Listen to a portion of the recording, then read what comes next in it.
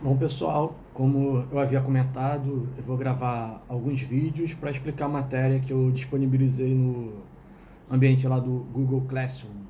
Esse vídeo é para explicar a matéria sobre a Revolução Inglesa.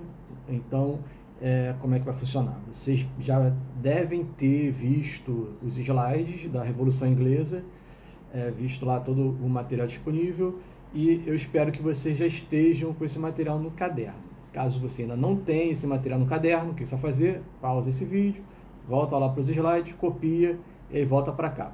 Porque a explicação vai seguir tudo aquilo que está naquele slide. Então é bom a gente acompanhar lendo no seu caderno e você também podendo fazer as suas próprias anotações quando necessário. Vamos começar? Então, lava bem essa mão, né? Deixa esse telefone de vocês limpinho, né? Você nunca sabe quem pode estar mexendo além de você. E vamos lá. O primeiro slide, ele fala de revoluções burguesas. Vocês devem lembrar que a burguesia, ela surgiu ali dentro do terceiro estado, né? Foram as pessoas dentro do terceiro estado que enriqueceram e começaram a disputar o poder com a nobreza, que era quem comandava as nações europeias dessa época. E o primeiro momento da história, quando a burguesia vai conseguir superar a nobreza, isso vai acontecer na Inglaterra, nessa Revolução Inglesa. Mas além dela, está listada aqui outras duas importantes revoluções burguesas. A Revolução Americana, que também a gente pode chamar de independência dos Estados Unidos, e a Revolução Francesa, que é talvez a que teve maior influência no mundo ocidental.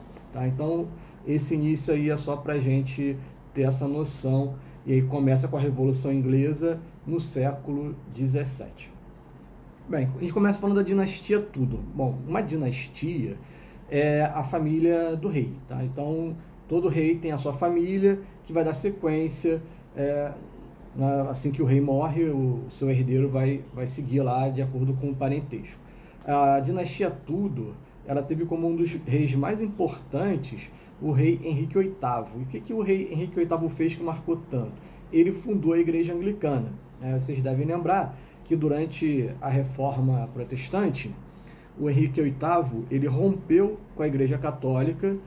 Tem aquela parte da história que diz que é porque ele queria separar da esposa, né? E de fato, quando ele rompe com a igreja católica, ele anula o casamento dele, ele se separa, que era inclusive filha dos reis da Espanha, a esposa dele, e essa ex-esposa, ela passa a ter direito a algumas terras que antes eram do rei Henrique VIII, que são as terras da Irlanda. E ela fica por lá, e o Henrique VIII se casa com uma amante, Ana Bolena. E essa amante, tornada esposa, engravida, e a filha que nasce é a Elizabeth. E a Elizabeth é quem vai dar prosseguimento na dinastia Tudor, tá bom? Bem, os dois, né, tanto a Elizabeth como o Henrique VIII, eles foram importantes também porque eles ajudaram a melhorar a questão econômica inglesa, e a Inglaterra foi se tornando uma potência cada vez mais importante, numa época em que a potência maior ainda era a Espanha. Bom, vocês devem ter percebido que eu coloquei imagens tanto do Henrique VIII como da Rainha Elizabeth. Não confundam, por favor, com a Rainha Elizabeth atual, tá? Essa é a Elizabeth II, a de hoje, e a que eu estou falando aqui, a filha do Henrique VIII, é a Elizabeth a primeira aí.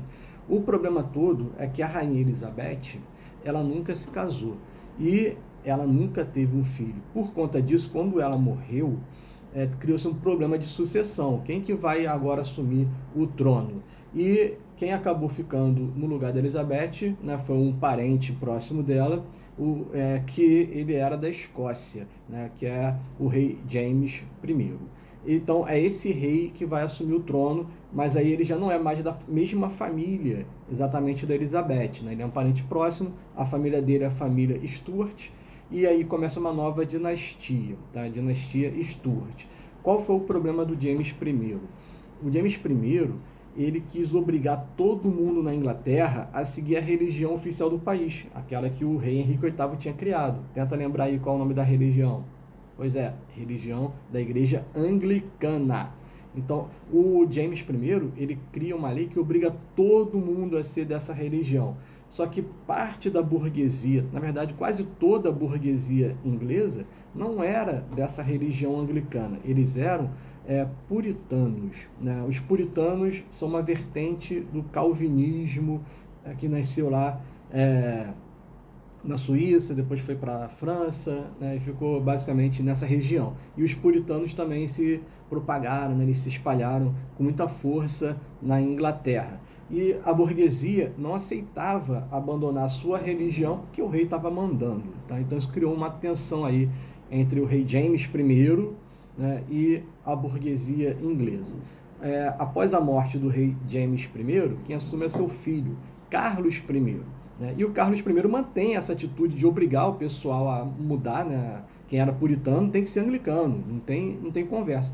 Isso forçou muita gente a fugir da Inglaterra, né? E muita gente que fugiu da Inglaterra foi para a América, né? Colonizar a América do Norte, que vai ser num primeiro momento chamado de as 13 colônias, e que logo em seguida, quando se tornar independente, vai dar origem ao que a gente chama hoje de Estados Unidos da América. Então o pessoal que foi para lá no início estava fugindo dessa perseguição religiosa desses reis, né, no início do James I e depois do Carlos I, filho dele, né, que manteve essa tendência de obrigar o pessoal a mudar de religião, né, essa perseguição religiosa.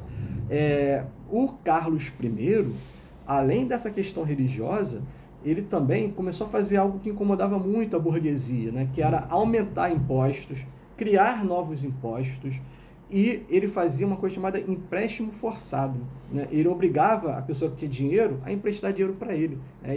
Como ele era um rei absolutista, né? Ninguém podia dizer não para o rei.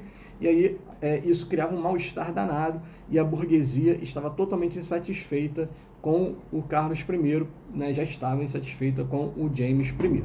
Bom, vamos dar um tempo nesse vídeo, porque eu vou tentar gravar vídeos menores para ficar até mais fácil na hora de fazer o upload. Então a gente continua essa explicação no próximo vídeo.